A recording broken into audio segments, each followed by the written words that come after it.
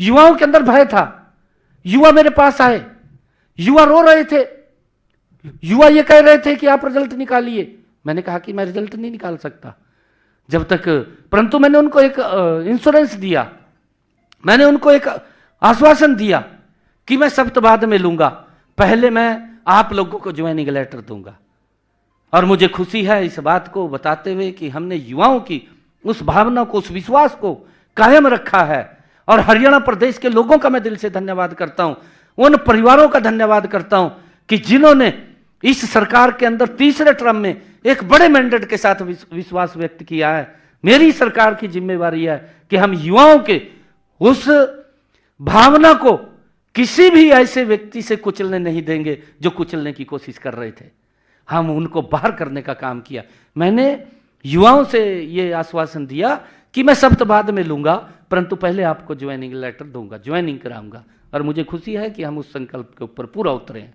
हमने 25,000 युवाओं को पहले ज्वाइनिंग दिया, फिर मैंने अपने ज्वाइनिंग के ऊपर साइन किया रजिस्टर में बैठ करके, पहले उनको मिला। ये मेरे लिए बड़ी खुशी की बात है और मुझे बड़ा गर्व भी होता है। और आगे भी मैं हरियाणा प्रदेश के युवाओं को ये कहना चाहूँगा आज, क्योंकि ये बड़ा मार्मिक विषय है। क्योंकि गरीब परिवार का बच्चा ये भी नहीं सोच सकता था, कांग्रेस के समय में वो वोट तो देता था, वोट तक गरीब परिवार सीमित था, परंतु वो अपने बच्चे को नौकरी लगवा सके, संभव नहीं था। ये संभव अगर हुआ है तो ये डबल इंजन की सरकार में हुआ है। नरेंद्र मोदी और भारतीय जनता पार्टी की सरकार में ये संभव हुआ है और उसका परिणाम निकला है। उसका परिणाम यही निकला है कि हमने बड़ा विश्वास लोगों में गया है कि 25,000 नौकरियां बिना पर्ची, बिना खर्ची के इतिहास में पहली बार हरियाणा प्रदेश के अंदर हमने दी है।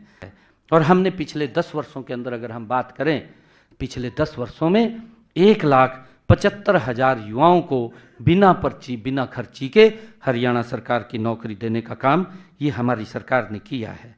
और मैं ये कहना चाहूँगा कि हमने अपने संकल्प पत्र में कहा है कि आने वाले समय के अंदर हमारी सरकार 2 लाख और नौकरियां देने का काम करेगी, बिना पर्ची, बिना खर्ची के करेगी, समय समय के ऊपर, क्योंकि 5 साल के लिए मैंडेट है और लगातार हम हर साल इसके अंदर बढ़ाने का काम करेंगे। मुझे खुशी है कि तीसरे कार्यकाल में पहले विधानसभा सत्र में हमने जो हमारे HKRN के कर्मचारी थे, पार्ट 1 और पार्ट 2 के कर्मचारी थे, जिनकी सर्विस 5 साल पूरी हो गई थी, ऐसे सब युवाओं को हमने विधानसभा के अंदर बिल ला करके कैबिनेट में पहले पास किया, फिर विधानसभा में बिल लेकर के आए और उनकी सेवाओं को सुरक्षित करने का निर्णय ये हमारी सरकार ने किया है। और इसी तरह हमने तकनीकी शिक्षा विभाग के अतिथि संकाय व अतिथि अनुदेशकों और कॉलेज के एक्सटेंशन लेक्चरर व अतिथि अध्यापकों को सेवाओं को भी हमने सुरक्षित करने का काम किया है। राज्य सरकार के कर्मचारियों और न्यायिक अधिकारियों की किसी की अगर कोई डेथ हो जाती है, उनकी सह सेवानिवृत्ति ग्रेजुटी की अधिकतम सीमा जो पहले 20 लाख रुपए थी, उसको बढ़ा करके हमने 25 लाख रुपए किया है। ये भी हमने कहा था।